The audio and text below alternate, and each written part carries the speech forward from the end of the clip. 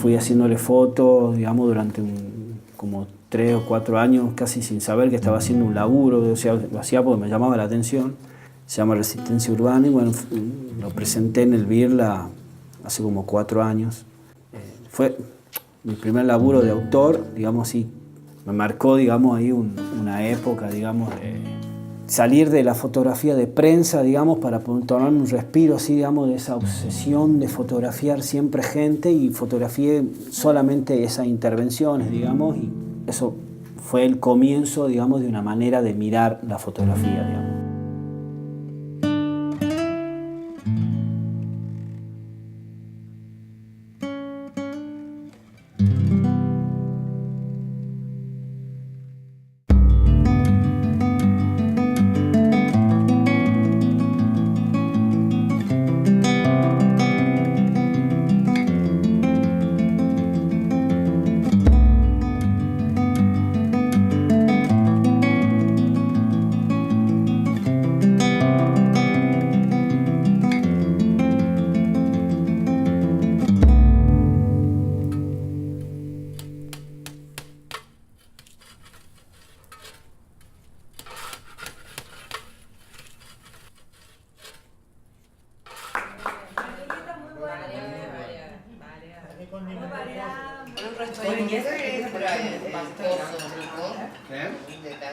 En la sobremesa de un asado, escuché a mi primo Fabián contarnos sobre la investigación que al día siguiente iniciaría para su nuevo ensayo fotográfico.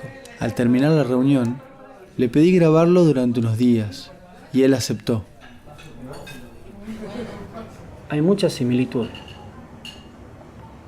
Son muy parecidos. Él pasa su infancia en Córdoba y de joven empieza a viajar.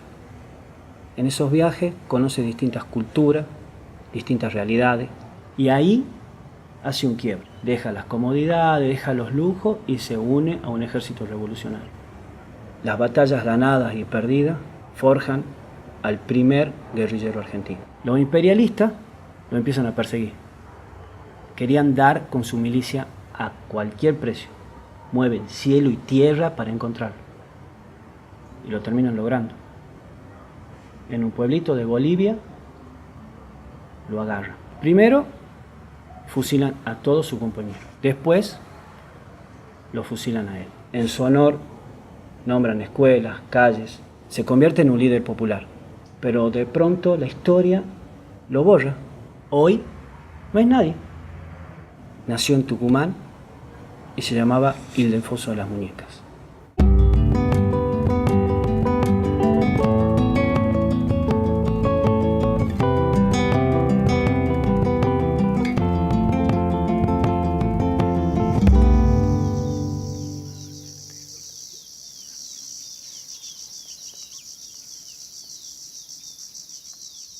Yo arranco muy temprano con mi germu, yo la llevo al laburo y yo ya empiezo a transitar el centro, digamos, empiezo a hacer como un patrullaje, porque como mi laburo no tengo exigencia horaria, digamos, de cumplimiento.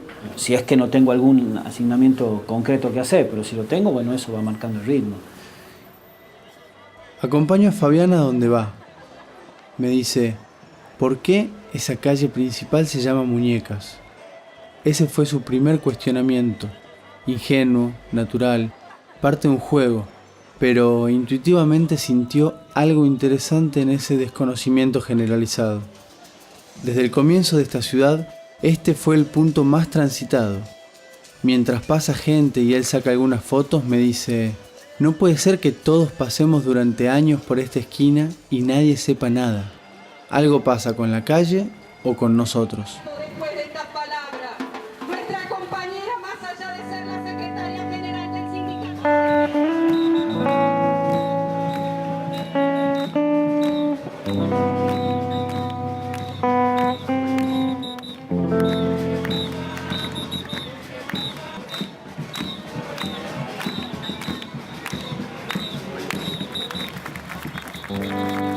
Pero qué poco viene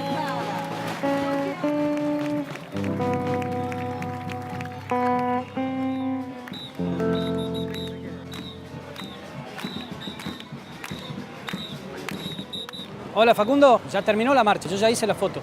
Ok, listo, yo te llamo. Chao.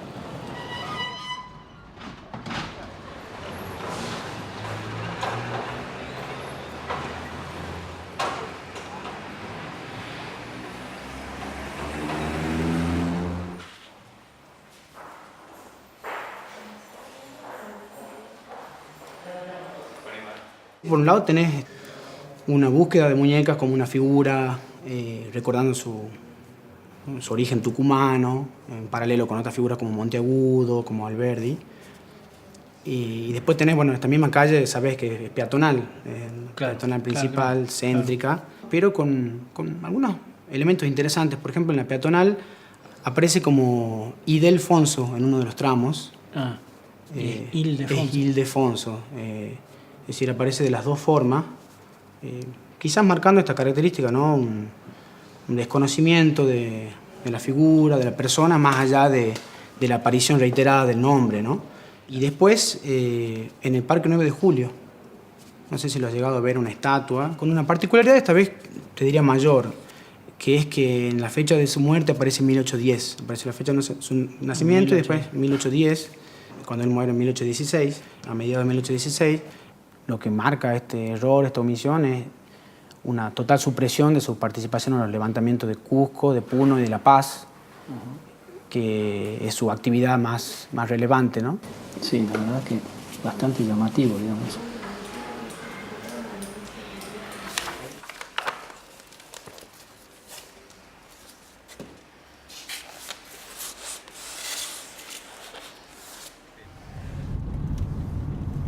En 1776 nace Ildefonso. Ese mismo año, el Reino de España crea el Virreinato del Río de la Plata. A los 7 años muere su padre español y Elena, su madre criolla, vuelve a casarse. Lo envían a Córdoba. En el internado llega a sacerdote y en 1798 se doctora en leyes canónicas. La historia de Muñecas se ha deformado al punto de tornarla difusa a simple vista. La Avenida de los Próceres fue iniciativa de Bussi, un genocida. Es notable el error en la fecha de la muerte de Muñecas, ya que suprime su acción política, rebelde y libertaria.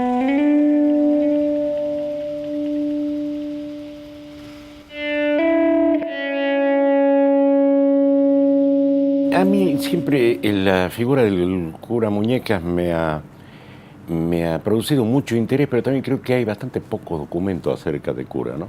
Entonces esto está mezclado un poco con la historia y con la novela, ¿no?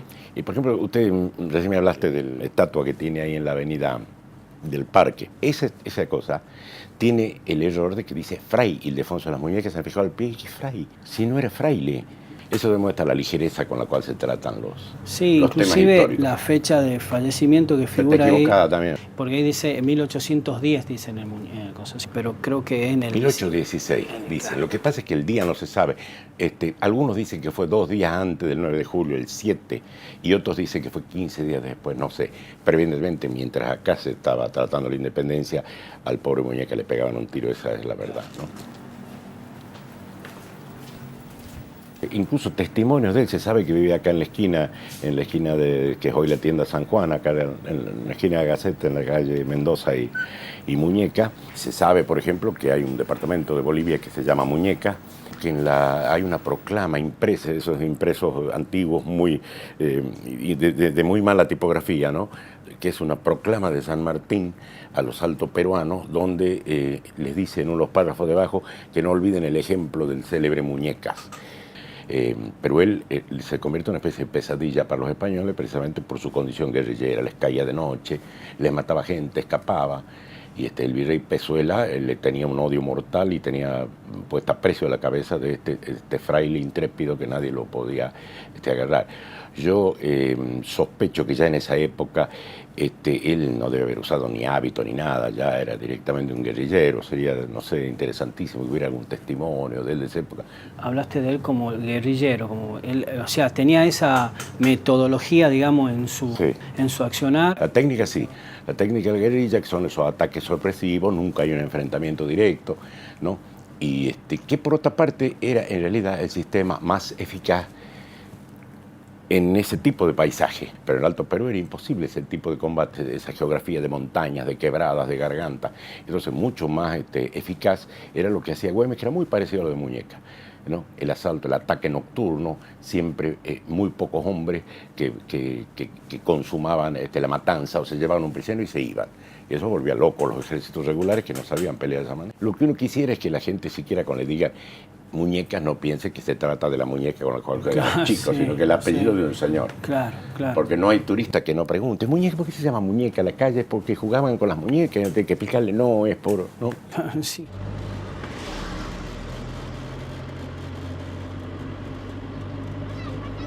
La palabra guerrillero en Tucumán quedó impregnada del uso despectivo que instalaron los genocidas.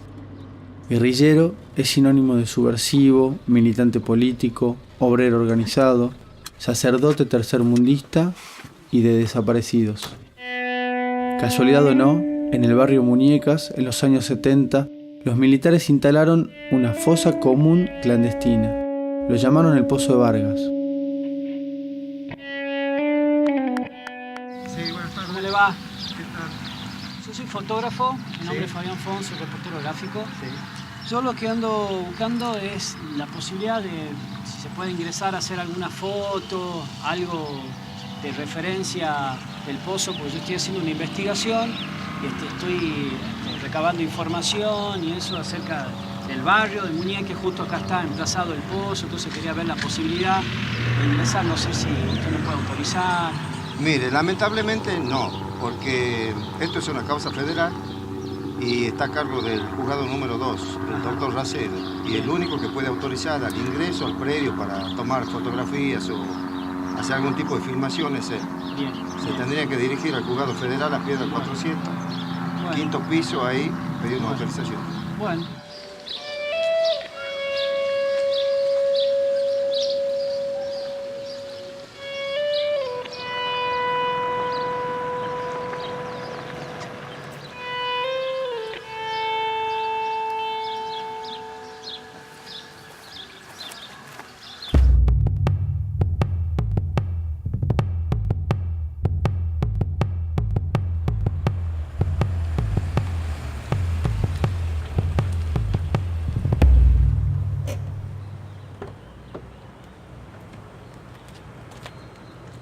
A medida que acompaño a Fabián, voy conociendo más sobre Ildefonso.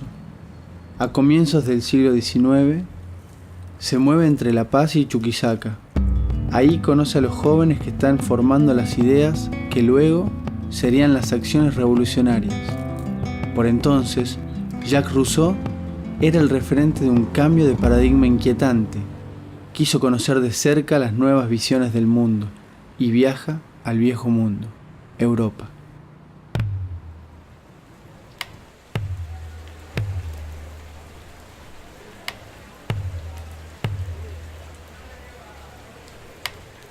Lleno de cuestionamientos, aún internos, Ildefonso desembarca. La realidad va mucho más rápido de lo que imaginaba. Napoleón invade la península y marca el comienzo del cambio de la historia latinoamericana.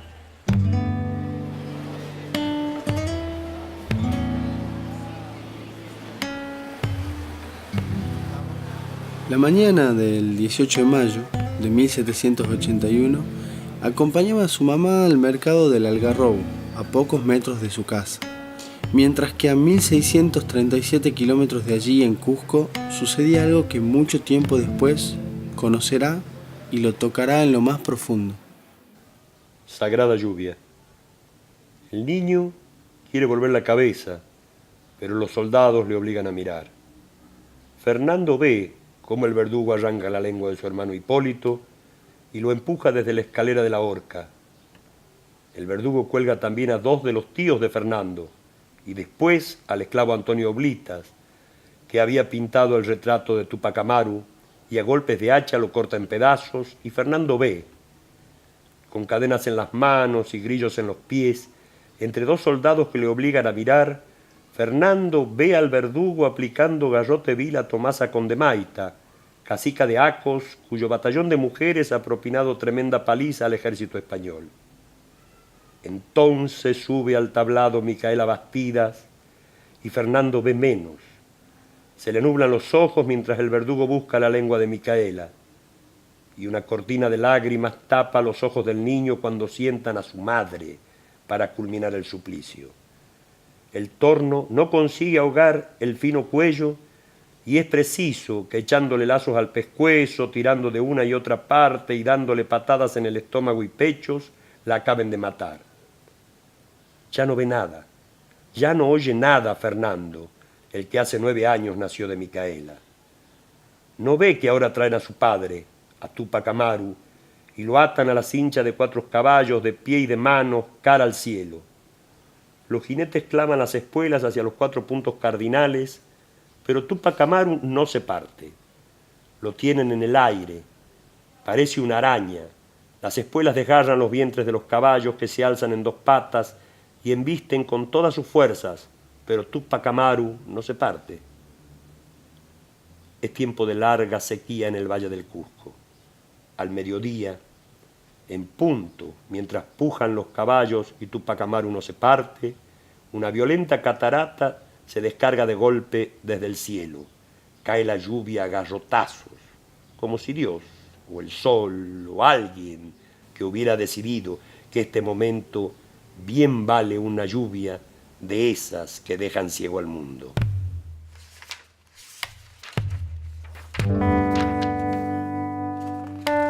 Para Fabián, la patria del artista es la infancia. Él siente que hay algo puro allí. En Tucumán, durante su infancia, la dictadura cívico-militar, amparada en la lucha contra la guerrilla, tomó una escuela primaria y la transformó en el primer centro clandestino de torturas de Argentina. Los hijos de los supuestos guerrilleros que murieron allí aún no saben dónde están los restos de sus padres.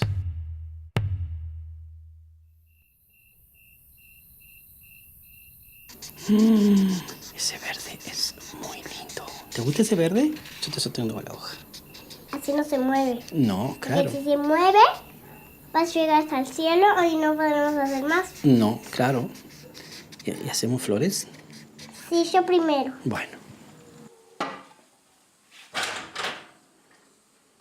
Antes de volver a América del Sur, Ildefonso pasó un buen tiempo observando a la resistencia española. Se movían en montañas, generaban escaramuzas, estaban en inferioridad de condiciones.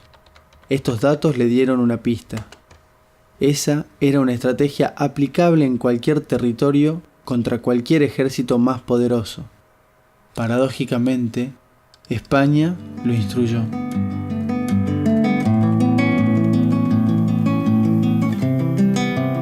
Fabián, imposibilitado a viajar a Bolivia, me pide que yo siga los rastros, busque los testimonios y traiga más elementos para pensar el ensayo y reconstruir la memoria fragmentada. ¿Qué es la patria? ¿Dónde queda? Ildefonso vuelve y no tiene lugar, no tiene paisaje propio, menos tiene patria. Vuelve convencido, no es el mismo que partió, y admira a quienes se rebelaron y lucharon por las mismas libertades que él anhela.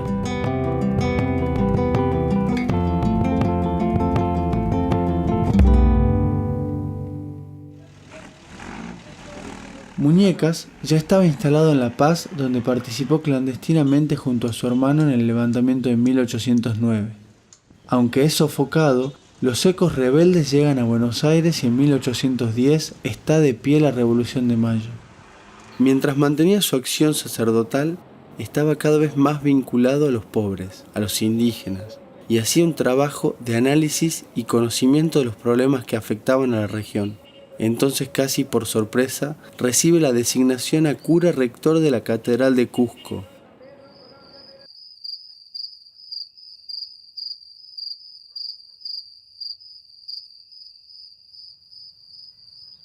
Para la formación de la guerrilla en la independencia del Alto Perú, es muy importante entender que no fueron grupos espontáneos que nacieron, digamos, al calor, sino que nacen bajo el proyecto político de Buenos Aires, ¿no?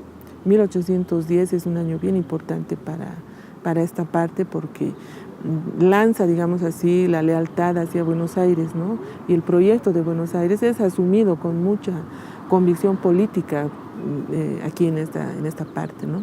Luis Miguel Glave, que es un historiador muy connotado de la joven, digamos, historiografía peruana, él es uno de los que habla de la trinacionalidad de Muñecas y él dice que la historiografía peruana olvida también a Muñecas desde ese ángulo, digamos, peruano de la figura de Muñecas. Entonces aquí me parece que hay que articular realmente un discurso trinacional. El problema es que después de la fundación de las repúblicas se erige un discurso nacional, ¿no? Argentino, boliviano, peruano, y entonces a Muñecas queda en el aire, digamos, porque son pedazos y entonces es una memoria fragmentada. La política ya era controversial en aquel entonces. Me pregunto qué haría en su lugar. Muñecas eligió sumarse al levantamiento que tuvo por referente a Mateo Pumacahua, un cacique incaico muchos años funcional al Imperio Español y con méritos en la entrega de Tupac Amaru. El objetivo era la revolución. El 3 de agosto de 1814, Ildefonso se levantó en armas y no las dejó más. Invaden Puno. Poco después tomaron el comando de la paz. Recibieron una notable ayuda de las mujeres de la ciudad y resistieron, pero un contraataque inclemente que casi lo cuenta entre sus víctimas lo obligó a huir junto con algunos otros rebeldes. Atravesaron el Titicaca, decenas de pueblos y siguieron subiendo. No paró hasta llegar al corazón de la montaña, Ayata. Al despertar, ya tenía claro su próximo movimiento. La infancia es la patria de los artistas, tal vez de los revolucionarios también.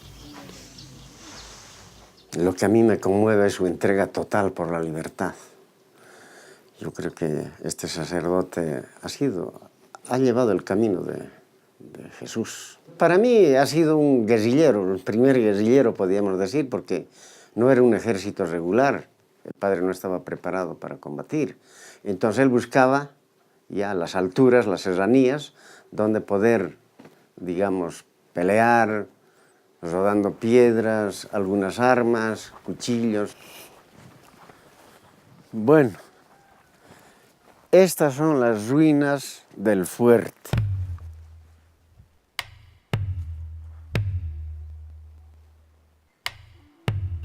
Qué lindo sería que América fuera una sola. Yo creo que hay que pensar en la unidad latinoamericana. Los sudamericanos no deberíamos tener fronteras siquiera.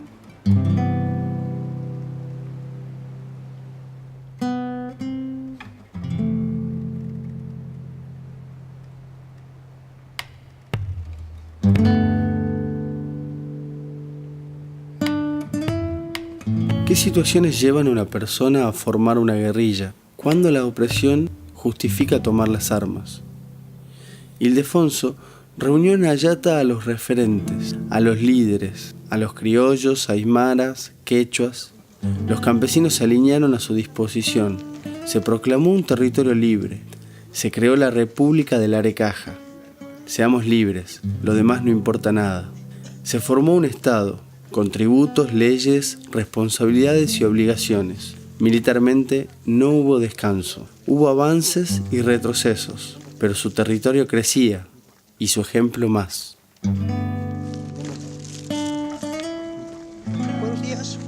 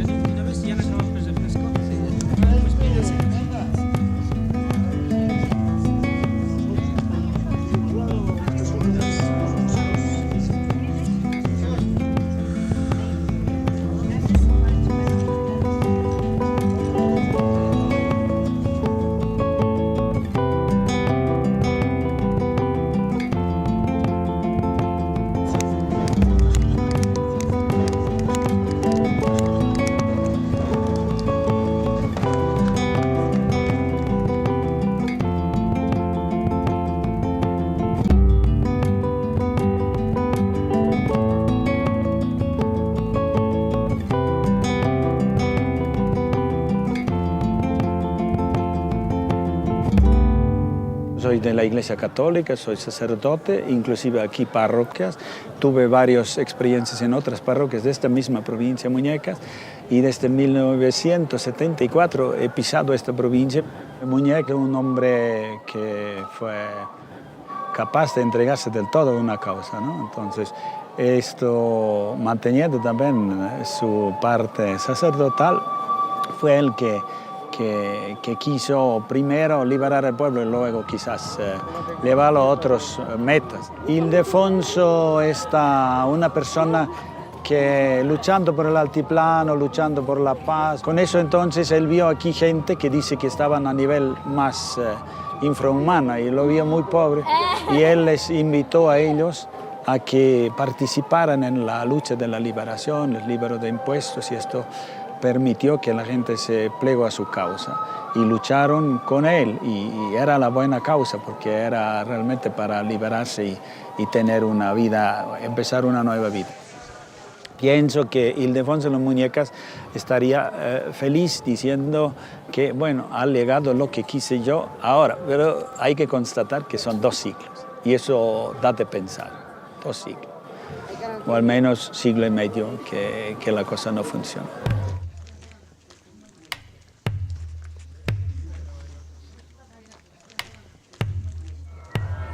Con la comunidad de Sotaptemano, con la acá representa acá fiesta, con y wala que como hanana que jutap to que comunidad con canipampa fata acá ma pa papacha que no fata y churu ha una fiesta baja tiene que se nos ataja aniversario de la provincia Muñecas su caucho la mitad se cuenta ta papacha que tiene que te acá provincia Muñecas hakata ta llega ta que con acá jutap ta con hay manto joven. Él dice que viene de la comunidad Huancané, de aquí arriba, entonces, Huancanipampa. O sea que ellos se recuerdan un aniversario de la provincia Muñecas. Ellos se sienten satisfechos por recordar este aniversario que anteriormente los abuelos siempre recordaban y no queremos olvidarlo en los costumbres.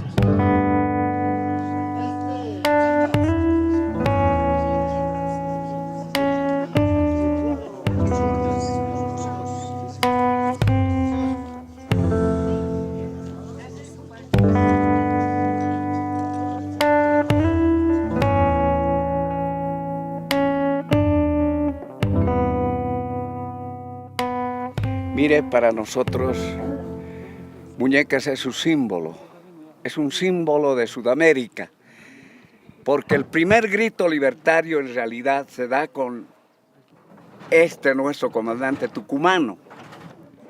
Él establece acá en Ayata su cuartel general. Es desde aquí donde emana todas las órdenes, donde habla con Balcarce, con el primero, segundo y tercer ejército auxiliar argentino. Está al tanto, está en permanente coordinación con los otros guerrilleros. Hemos gritado donde no hemos gritado, donde no hemos acudido para que se nos reconozca ese mérito de ser descendientes de un batallón sagrado. Tal vez porque él es argentino. Pero el argentino también es sudamericano. Y el primer grito, le digo, que se ha dado acá, porque acá ha habido autonomía en la República de Muñecas. La primera autonomía de Sudamérica ha nacido acá, en este pueblo, hermanos argentinos. Pero nadie reconoce, ningún gobierno. Será ese hecho de que él sea tucumano. ¿Ah? Pero sin embargo son reconocidos los otros guerrilleros, los historiadores hablan de los otros guerrilleros, hay más de 18 guerrilleros, pero a él no nos lo mencionan. Pero nosotros somos descendientes de esa pléyade de guerreros. La Republiqueta de la Arecaja, comandada por el cura tucumano, era cada vez más trascendente para el proyecto independentista.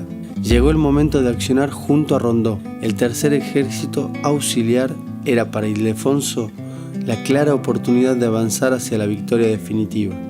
Trabajó duramente para el avance de sus compatriotas y en el desgaste de las tropas españolas, lo que consiguió parcialmente.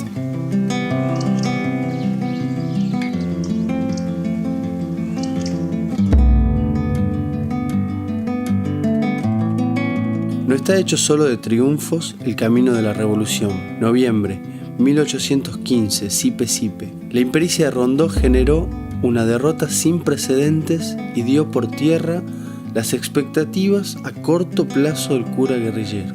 Pezuela nuevamente interviene y con esa victoria logra un ascenso importante en el ejército español. Esa derrota laceró más que nada el ánimo de Muñecas. En el corazón del Alto Perú, ahora Bolivia, la republiqueta quedaba debilitada y bastante aislada. Aún con fe en la nobleza de la causa, el cura rearma su pequeña guerrilla, pide refuerzos de la región e intenta una de máxima: ataques esporádicos para lograr el alejamiento de las tropas enemigas que le dieron tiempo para rearmarse. Esa fue su apuesta. El vencedor de Rondó, Pezuela, sabía la importancia fundamental de Muñecas y no titubeó. Mandó 2 numerosas columnas a perseguirlo, rodeando el Titicaca hasta dar con él. Fusilaron a más de 100 guerrilleros. Casi todos eran indígenas. Luego de destruir todo pueblo sospechado de ayudar a los guerrilleros, los españoles dieron con Ildefonso.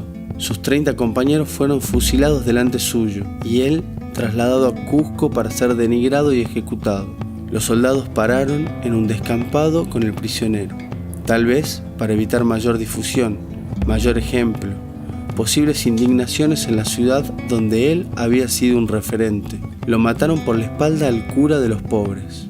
Los campesinos del poblado cercano, Huaki, lo enterraron en la capilla.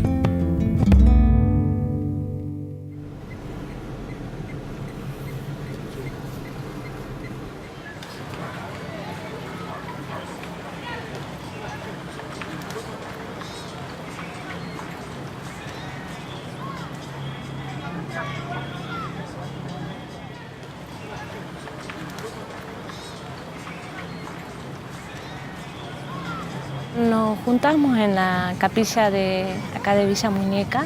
Se juntaban las madres, pero estaba respaldada con otra organización, ¿no? Recibíamos capacitaciones continuamente, que creo que eso fue lo que nos fortaleció, ¿no? Estamos desarrollando lo sociocultural, lo socioeducativo y lo sociolaboral. Bueno, en total somos 120 personas que están alrededor de los 9 barrios que estamos y principalmente en el Muñecas, ¿no? Y el objetivo es trabajar fuertemente con ellos, formarlos a los jóvenes adolescentes que tengan un protagonismo y una participación, ¿no? en la comunidad y en la sociedad. Para mí lo mejor que me pueden recordar desde mi humildad, desde mi compromiso. Sinceramente, la humildad y la sinceridad es lo más grande que puede existir en el ser humano. Y eso no se nos puede perder.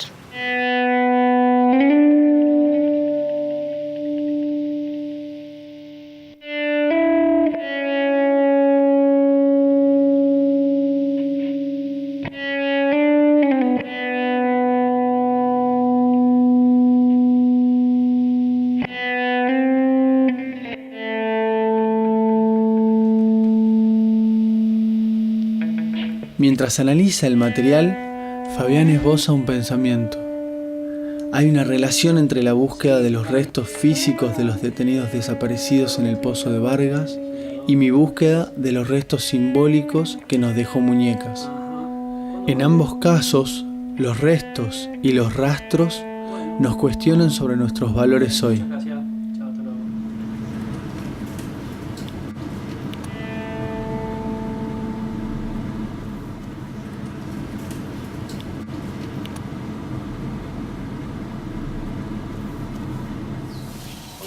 Entonces, Esteban, ¿cómo te va? Vos tenés presentado un proyecto de repatriación de restos de Muñecas en la legislatura tucumana y cuando eras diputado nacional. ¿Cuál es el objetivo, digamos, de esa repatriación? Nosotros tenemos una historia riquísima, digamos, en Tucumán, riquísima, de gente que verdaderamente ha sido trascendente para la historia no solo de Tucumán, sino de toda la Argentina y sobre todo en la época de la emancipación. Bueno, Muñecas es uno de esas personas que no te voy a decir que permanecía olvidada, pero sí en cierta forma desconocida. a partir del nombre, por ejemplo, unos les dicen Ildefonso, otro Ildefonso sin L, y es Ildefonso. Y cuando vos bueno, yo lo noto con mis hijos, digamos, que tampoco lo conocían ni en el colegio le enseñaban tampoco los héroes de Tucumán. Y bueno, Ildefonso Las Muñecas ha sido un ejemplo en todo sentido, a partir de su condición, digamos, de cura de la Iglesia Católica, y que haya encarado tan fervientemente, digamos, una lucha por la independencia, al punto tal de tomar las armas. Entonces, incluso tomando las palabras de O'Donnell, que un poco rescata la figura como el primer cura guerrillero, lo llama, tal vez calificativo que no sea del agrado de muchos, pero que mal que pese a muchos, ha sido quien ha iniciado esta suerte de guerra de guerrillas en ese momento, ¿no? Son tropas irregulares, digamos. Claro. Yo digo que la historia no es unívoca, la historia, digamos, tiene el condimento de quien la estudia y de quien la analiza, ¿no? Tiene un gran, digamos, condimento de subjetividad. Y en ese sentido, digamos, hablar de Muñeca como cura no está mal, porque era cura. Y hablar como una persona que tomó las armas siendo cura y peleó, y tampoco está mal. Y, digamos, revalorizar distintos aspectos, yo creo que, bueno, cada uno le da el condimento o asienta la mayor parte de sus condiciones en donde le parezca más relevante. Y es válido, ¿no? Para mí es totalmente válido. Digamos, lo que sucedió en la década del 70 es más controversial, ¿no es cierto? Innegable. Lo de Muñeca ha sido específico, ha sido muy propio, muy fuerte, y bueno, un triunfo en todo sentido, al punto tal de que, bueno, hoy se lo está reconociendo. Estamos hablando del Pozo de Vargas y se sacaron restos humanos del Pozo de Vargas, una cosa espantosa, incluso hasta negada por muchos. Hablamos de legitimidad o ilegitimidad. Obviamente quien crea, quien tenga la convicción sobre algo de su vida y de su vida por eso, yo creo que eso es lo legítimo. Eso es lo legítimo. Se podrá ganar o perder, pero eso es lo legítimo y eso es lo valorable. Ahora, de ahí a que lo compartamos, eso es otra cosa.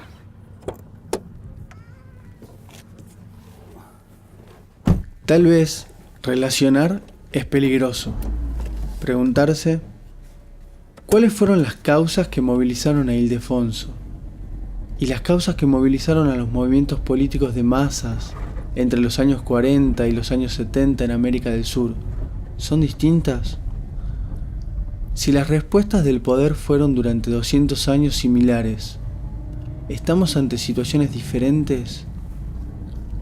Mirar la ausencia, reconstruir la memoria fragmentada, desde la fotografía, ¿cómo?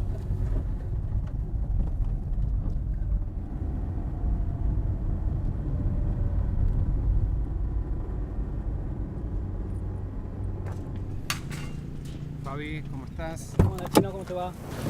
O sea, aquí confluyen muchas historias. La historia del mundo ferroviario, por ende es la historia de Tafí Viejo y la historia misma de Villa Muñecas, porque la barriada Villa Muñecas se genera en torno a la estación intermedia Villa Muñecas. El llamado ahora Pozo de Vargas era una construcción subterránea de mampostería, de ladrillos, de unos 3 metros de diámetro, y que sirvió probablemente para abastecer de agua a las máquinas de vapor, a las máquinas ferroviarias.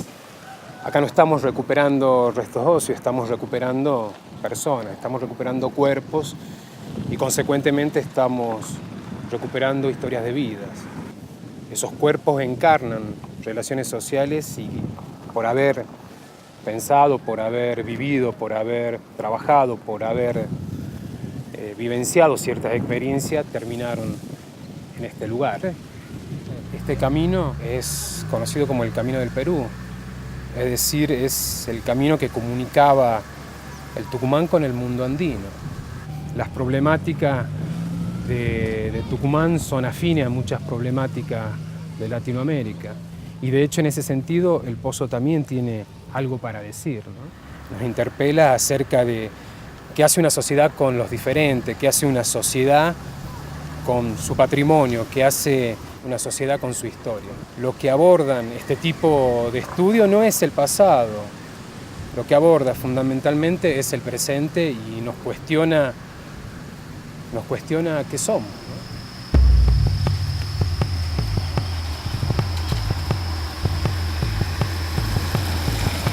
En el fondo, la fotografía es subversiva, y no cuando asusta, trastorna o incluso estigmatiza, sino cuando es pensativa.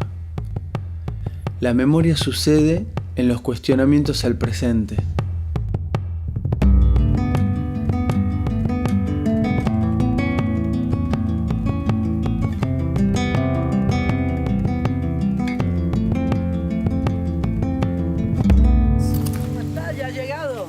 Estaba esperando antes que llueva.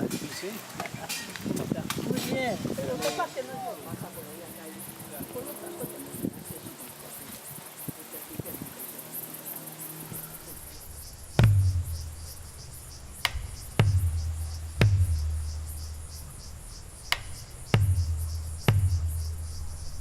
en toda la estructura social, en estas formas en las que se han ido construyendo nuestros estados, no están exentos de contradicciones. Muñecas lo que hace con su tarea es ampliar el campo de la guerra revolucionaria para liberar todos los pueblos sometidos por los españoles. Entonces eso es lo que por ahí no calza bien, que hay una cosa de lo que hoy llamaríamos latinoamericanismo, de una patria grande, lo que Bolívar después va a fomentar junto con San Martín, y no cada país, o sea, formemos Argentina, formemos Bolivia, formemos Perú, independientes y o, si posible, en conflicto entre sí. Entonces, a mí me parece que va llegando un momento en el que vamos a descubrir a través de Muñecas que es posible trabajar y pensar y luchar para la construcción de la liberación de los pueblos en conjunto, que tenemos los mismos opresores, la misma historia, las mismas cadenas y las mismas necesidades de resolver. Y eso es yo pienso, ¿no?, para nuestra generación actual, para los jóvenes, es un buen, yo diría, no más que desafío, es un buen incentivo, que es posible hacerlo.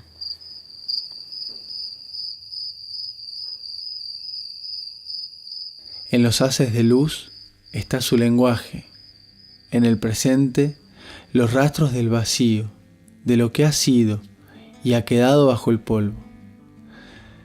Tal vez mirar atrás nos muestra algunos vestigios del futuro. Hay 200 años de historia, de luchas, de victorias y pérdidas. Todas marcan el presente.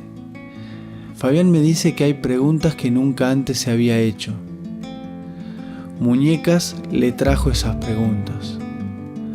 Piensa, sonríe, mira hacia adelante y me dice: ya sé cómo terminar el ensayo. Puedo empezar.